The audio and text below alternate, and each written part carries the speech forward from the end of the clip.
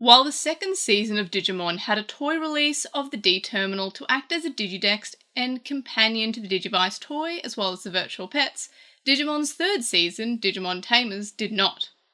However, that did not stop Bandai Asia from releasing an updated version for the season called the D-Gather. Mostly the functionality was the same as the predecessor, to look up Digimon from the franchise. It also had an additional feature called Partner Mode, which allows the user to raise any of the 12 Adventure and Adventure 02 partnered Digimon, as well as Guilmon, Renamon, Terriermon, or Impmon from Digimon Tamers. The gameplay itself gives a virtual pet-like experience without the time commitment. However, the requirements are a bit uncertain, but it's not too strict as you aren't ever locked into any particular evolution path. The evolution paths for the Digimon actually add in more evolutions that were ever shown for any of these Digimon in the show, or most of the franchise. And honestly, some of these can be surprisingly creative, such as Tailmon being able to evolve to Jimojimon, which is my personal favourite, and a weird one being Hawkmon being able to warp evolve to Millenniumon, or Impmon having Diaboromon's adult, perfect, and mega forms. So it had Digimon that also debuted in that sort of area of Digimon, like Millenniumon being in the Adventure in 02 universe. Kind of weird, it's connected to Hawkmon, but I'll allow it. There's a few Digimon who also evolved to various Millenniumon forms, so that's kind of weird, but it is nice to have those sort of references to other parts of the lore for each season of the anime. Luckily, my friend Fianen is working on a guide to help out the evolution requirements, and I'm not sure where we'd be without this guide, because the D-Gather, along with, I guess, the other Bandai Asia creation, the Digimon Pendulum Cycle, kind of have some weird evolution requirements that were never really officially announced and had to be found out by fans, which is cool in a way, but it makes you really wish that Bandai Asia released official evolution requirements just so fans didn't have to get so creative with working out evolution requirements. The D-Gather, also being a Bandai Asia release, was obviously only released in the Southeast Asian markets, as well as Australia, same with the Digimon Pendulum Cycle. In order to get food for your Digimon, you actually have to play a minigame, which is fairly annoying at times, but it makes it feel more like a game rather than getting free food like in other virtual pets. You actually have to work for it, and it kind of feels like you're more important to the Digimon, I guess, is probably the best way of saying it. In order to unlock evolutions, the Digimon do so by leveling up. They gain 1 level for every 100 experience point, and Digimon start at level 0 and gain new evolutions at each level. So level 5, they unlock the ability to get to adult, level 10, they unlock perfect, 15, they unlock mega, and 25, they unlock super ultimate. The D-Gather also got some additional upgraded versions in the form of the D-Spirit 1 and the D-Spirit 2, however, these used a board game mechanic instead of the virtual pet mechanic. So the first D-Spirit was, I guess, an analyzer for the 4th season of Digimon, so Digimon Frontier, and the second D-Spirit had Digimon from the D-Cyber Manhwa, so we have Dorumon, for example.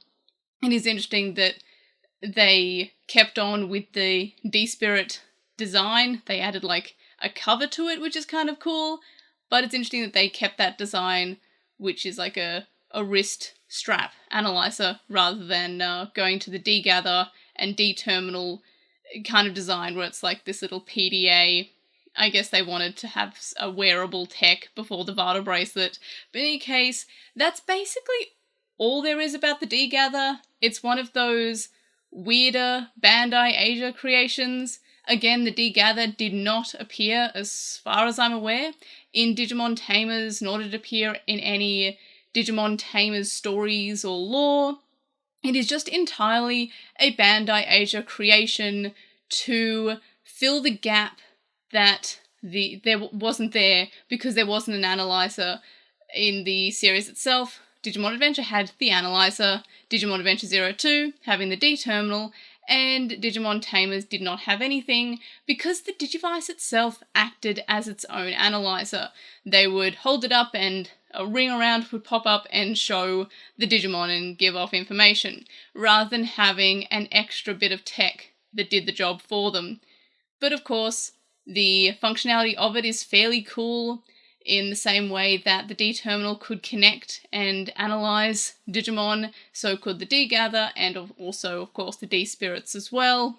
You can connect it up to your D3 Digivice or your Digimon Pendulum Cycle, navigate to the scan option, and you can scan whatever Digimon you want. It is exceptionally useful on something like the Pendulum Cycle, where some of the Digimon don't appear as often. You just select scan, you connect your Pendulum Cycle. The Pendulum Cycle also has a scan ability, so that's pretty cool as well. You don't have to go into a battle for it, and it'll tell you what Digimon you are currently raising. Of course, there are more Digimon on the D-Spirit releases than the D-Gather release, because it updated to have the Frontier Mons and any new Mons that were released after Digimon Tamers and Digimon Frontier, etc. However, we didn't really get one for Digimon Data Squad. They did in Japan with the Digimon Window, which works with the Digimon IC, which is cool, but we never really got one released in English, which is a shame.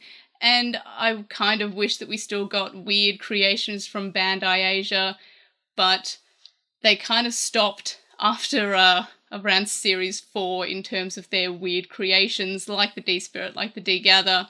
But in any case, those are my thoughts on the D-Gather. I really love it. I love that they added a virtual pet mechanic to the D-terminal and kind of flipped it on its side so it looks different. It's kind of cute that way.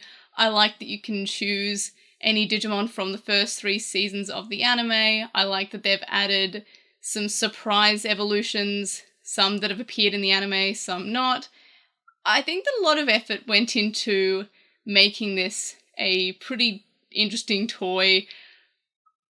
I know that they just wanted to release a toy because there wasn't a D-terminal for the series, but I'm glad they actually seemed to put some level of care into it, especially with adding a virtual pet mechanic.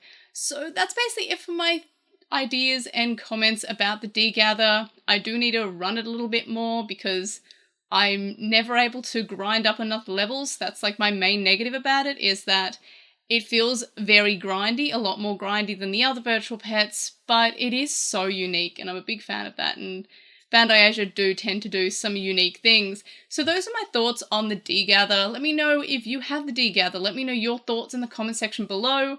Or if you have any questions about the D-Gather, anything I didn't cover in this video, let me know down there. Like this video for Bandai Asia's creative nature, subscribe if you haven't already, and if you have subscribed, tell your friends, tell your neighbours, tell your enemies, and of course, I'll see you in the next one. Bye!